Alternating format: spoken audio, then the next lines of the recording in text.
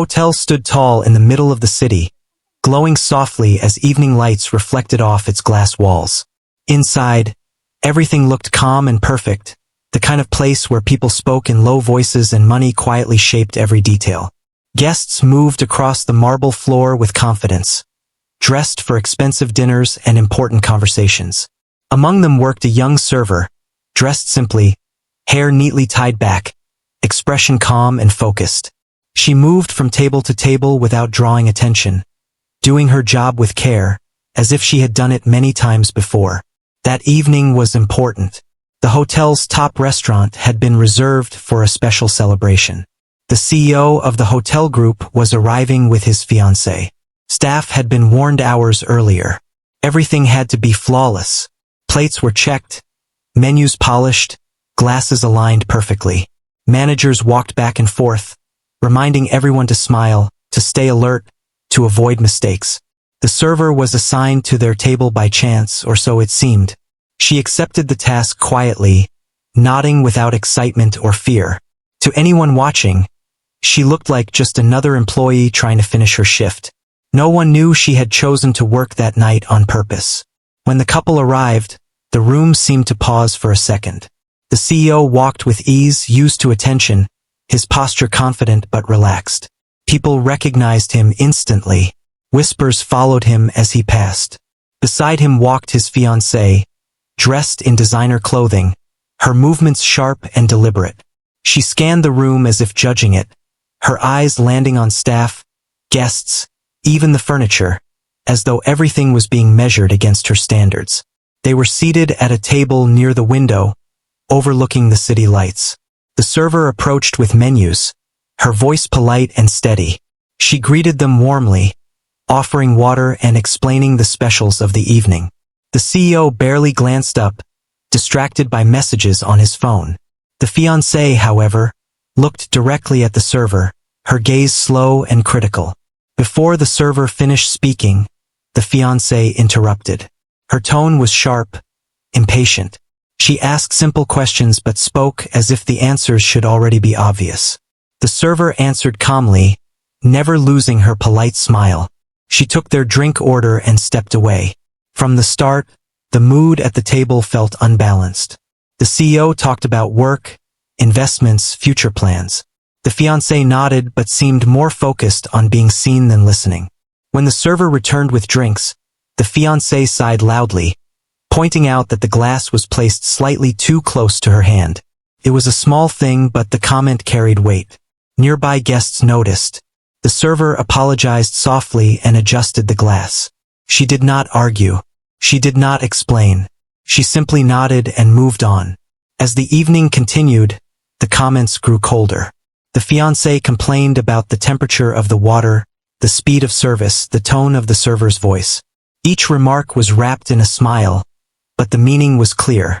The server was being spoken to as if she were invisible, as if she were less than everyone else in the room. The CEO remained mostly silent, lost in conversation or distracted by his phone. When he did speak, it was to ask about the wine or confirm the order. He did not notice how tense the server's shoulders had become, or how carefully she chose her words. At one point, the fiancée laughed softly and made a comment about how some people should be grateful just to have a job in a place like this. Her voice was loud enough for others to hear. A few guests looked uncomfortable. One staff member slowed as they passed, clearly aware something was wrong. The server froze for a brief second.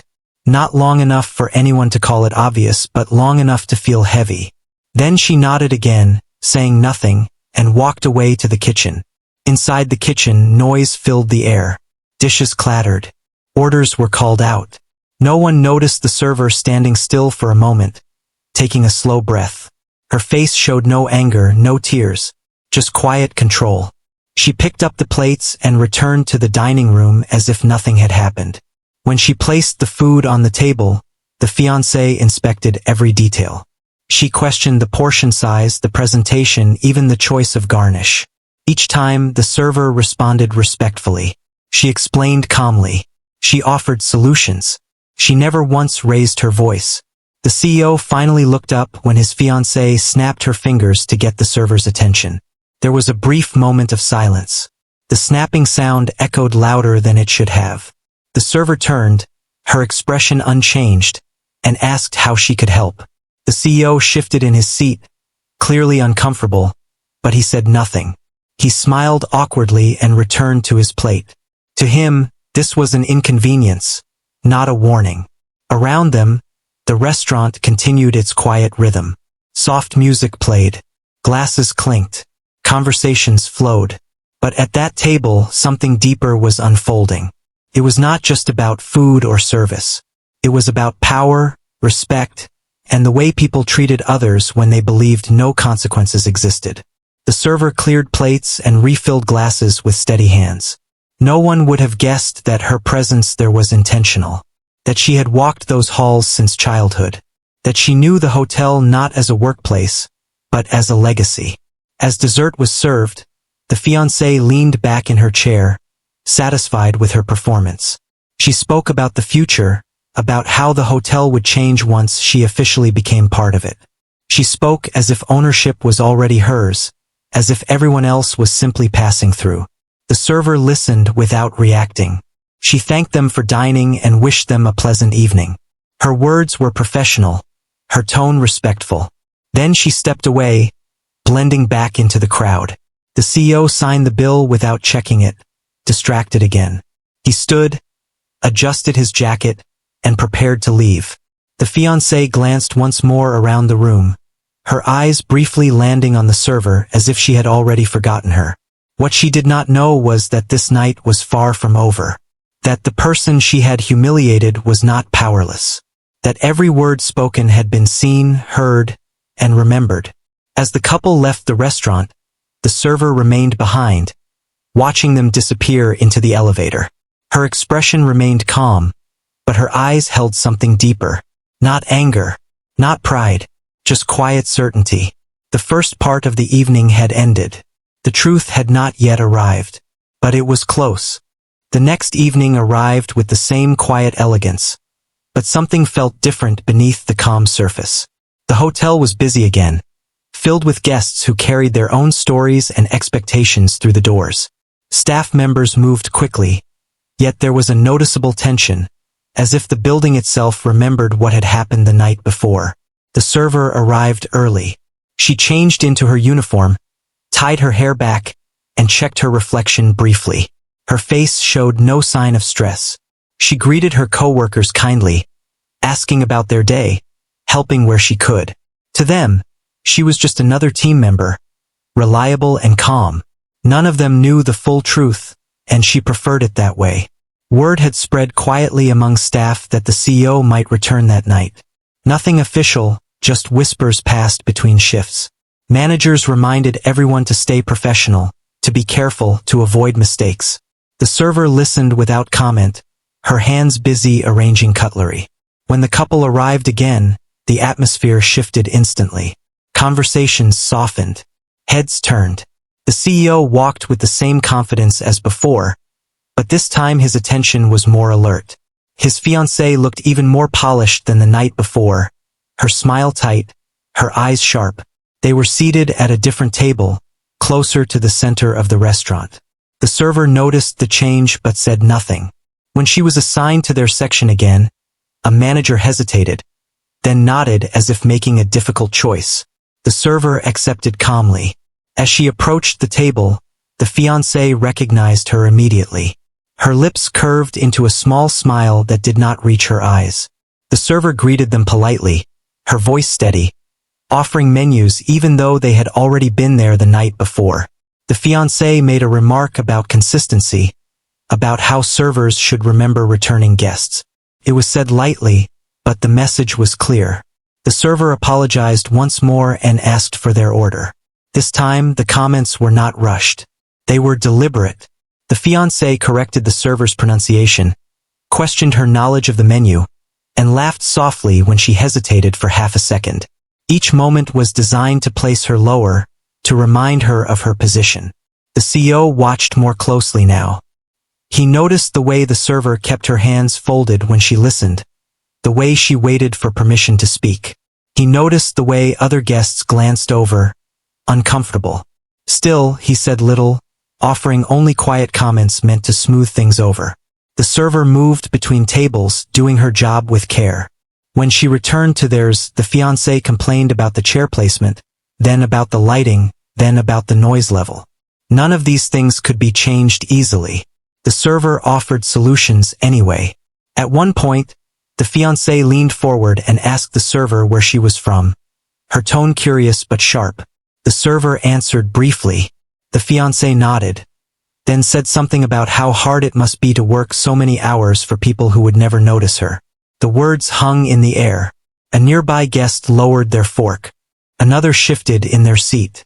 The server paused, then thanked the fiancée for her concern and stepped away. In the kitchen, the server washed her hands slowly, letting the water run a moment longer than needed. A coworker asked if she was okay. She smiled and said she was fine. It was not a lie. She had expected this. As the evening continued, the fiancé's tone grew bolder. She spoke about plans for the hotel, about changes she would make once she officially became part of its future. She criticized small details, suggesting improvements that ignored the people who worked there daily. The CEO listened, his expression thoughtful. He had always trusted her judgment, admired her confidence. But now something felt off.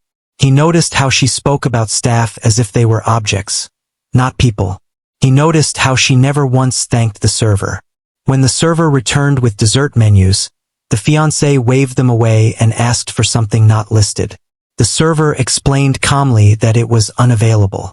The fiancé sighed loudly, accusing her of being unhelpful. The CEO finally spoke, his voice quiet but firm. He said the server was doing her job. The fiancé laughed it off, saying she was only being honest. The server thanked them and walked away, her back straight, her steps unhurried. She felt eyes on her, not just from the couple, but from others who had noticed the exchange. Later, as the restaurant began to empty, the server was called aside by a senior manager. The manager asked if everything had been all right at the table. The server answered honestly but gently, saying she had handled it. The manager nodded, relieved but uncertain. There was something about the server's calm that made people pause, as if she carried a confidence that did not match her role. The couple finished their meal and prepared to leave. This time, the CEO thanked the server directly. She smiled and wished them a good night. As they walked toward the exit, the fiancé glanced back once more, her eyes meeting the server's. There was no kindness there, only dismissal. After the doors closed behind them, the restaurant seemed to breathe again. Staff relaxed slightly. The server helped clear tables, stacking plates, wiping surfaces. To anyone watching, it was just another shift coming to an end. But upstairs, in a quiet office away from the noise, emails were being reviewed, reports read, meetings scheduled. Decisions were forming, unseen by those below. The server finished her work and changed out of her uniform. As she left the building, she looked up at the hotel lights, steady and familiar. She had seen many nights like this from different angles. Tomorrow would not be the same. What had been spoken could not be taken back. What had been revealed through behavior would soon meet reality. The second part of the story closed not with confrontation, but with waiting. And waiting, sometimes, was where the truth gained its strength. Morning light filtered through the tall windows of the hotel, soft and quiet, touching the polished floors and empty tables left behind from the night before. The building felt different during the day, less dramatic, more honest. Without guests watching, it revealed its routines, its people, and its hidden layers. The server arrived early again, earlier than required. She wore the same simple uniform, blending in with the morning staff. She greeted the cleaners, helped set up breakfast tables, and checked small details others overlooked. To anyone observing, she looked dedicated, maybe even overly careful. But there was purpose behind every step. In a private office upstairs, a meeting had already begun. A small group of executives sat around a long table, reviewing reports and schedules. The CEO was among them, quieter than usual. His attention drifted more than once. He kept thinking about the past 2 nights, replaying moments he had brushed aside before. One executive mentioned a planned review of service standards. Another brought up guest feedback, including a vague complaint about an uncomfortable dinner atmosphere. No names were mentioned, but the CEO felt a knot tighten in his chest. Downstairs, the server moved through the dining area, listening more than speaking. She noticed how staff treated one another when no guests were present. She noticed who was patient and who was careless. These mornings were always revealing. Around midday, a message was quietly sent to senior management. A routine ownership review meeting was scheduled for later that afternoon. It was not unusual, but the timing mattered. The server finished her shift and did not leave the building. Instead, she changed clothes in a private room, replacing her uniform with simple professional attire. Nothing flashy, nothing designed to impress, just calm confidence. When she entered the executive floor, no one stopped her. Several people greeted her respectfully. To them, she was not a stranger. In the conference room, the executives rose slightly as she entered. She acknowledged them with a nod and took her seat. Papers were passed around. Financial figures appeared on screens. The hotel's ownership structure was reviewed, including long-standing family investments. The CEO sat still as he realized what was unfolding. The young server from the restaurant was sitting across from him, listening carefully, asking precise questions, offering thoughtful input. There was no hesitation in her voice, no sign of the quiet restraint she had shown downstairs. When her ownership stake was mentioned, the room remained calm. For everyone else, this was known. For the CEO, it felt like the floor had shifted beneath him. He remembered her polite apologies, her steady tone, her silence in the face of disrespect. The contrast was striking. The meeting continued professionally. She spoke about long-term vision, staff dignity, and the importance of culture within luxury spaces. Her words were not dramatic, but they carried weight. She emphasized that how people were treated mattered just as much as profit. No one argued. By the time the meeting ended, the CEO felt exposed. Not because of her wealth, but because of his own blindness. He had missed something essential. Later that evening, the restaurant prepared once again for dinner service. The CEO arrived alone this time. His posture was different, his attention sharper. Staff noticed. When the server appeared in uniform again, moving between tables, he watched her carefully. He saw what he had failed to see before. Her patience, her awareness, the respect she showed others regardless of their role. He requested to speak with her privately. The request was quiet, respectful. A manager arranged a brief meeting in a side room. The server listened as the CEO spoke. He apologized, not loudly, not dramatically, but sincerely. He admitted he should have stepped in. He admitted he had learned something uncomfortable about himself. She accepted the apology calmly. She explained that she worked as a server by choice, to understand the reality of the hotel from the ground level. She said respect was not about titles but behavior. There was no anger in her voice, no need to prove anything. The CEO nodded, absorbing every word. He asked about her vision for the hotel. She shared it simply, focusing on people rather than image. Their conversation ended with mutual understanding, not friendship, but clarity. Elsewhere in the building, the fiancé prepared for another evening out, unaware that the balance of the story had already shifted. The hotel lights came on as night approached. Guests arrived. Music played softly. The truth had surfaced quietly, without confrontation or spectacle. And once revealed, it could not be unseen. The evening unfolded slowly, as if the hotel itself wanted everyone to feel the weight of what was coming. The lobby lights glowed warmly, and soft music drifted through the air. Guests arrived in pairs and small groups, unaware that quiet changes were already moving behind the scenes. The server returned to the floor with the same calm presence as always.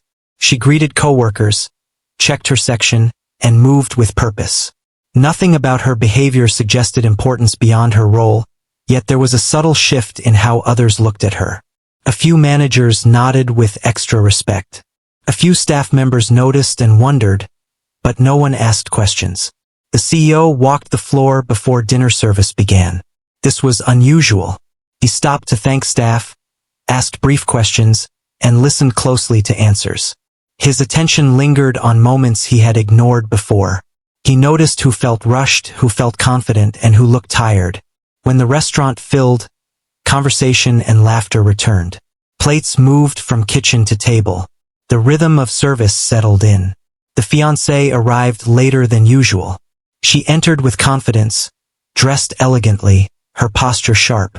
She expected eyes to follow her, and they did. She smiled, satisfied. She was seated at a familiar table. When the server approached, the fiancée recognized her again. There was a brief flicker of annoyance, quickly hidden behind a polite expression. The server greeted her warmly, as she did every guest. The fiancée responded curtly, glancing around as if checking who might be watching. The CEO joined shortly after. He greeted his fiancée with a light kiss and took his seat.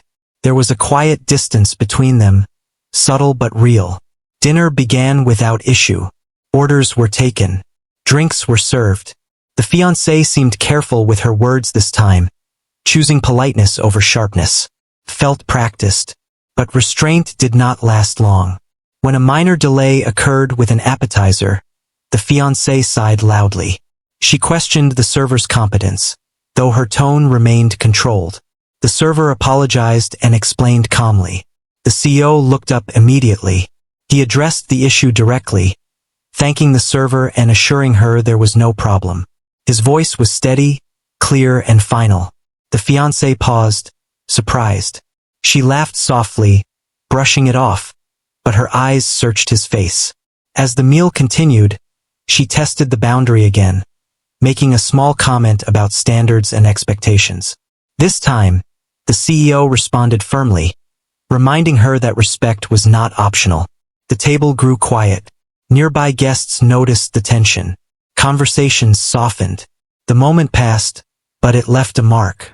The server continued her work, unshaken. She focused on service, not the exchange. Her calm presence grounded the space. After dessert, the CEO asked to speak privately with the fiancée. They stepped away to a quiet corner near the window. His words were measured. He spoke about what he had seen over the past few days, about how people revealed their character when they believed no one important was watching. The fiancée defended herself at first. She said she had high standards. She said she was under stress. She said she did not mean harm. He listened, then spoke again. He explained that leadership meant responsibility, that kindness was not weakness, that how someone treated others mattered deeply to him. The conversation was not loud. No one else heard the words, but the change in energy was visible. When they returned to the table, the fiancée was quieter. Her confidence had shifted into something uncertain. Later that night, after guests had left, a small meeting took place in an office upstairs. The server was present, along with senior staff and the CEO. They discussed observations, feedback, and culture.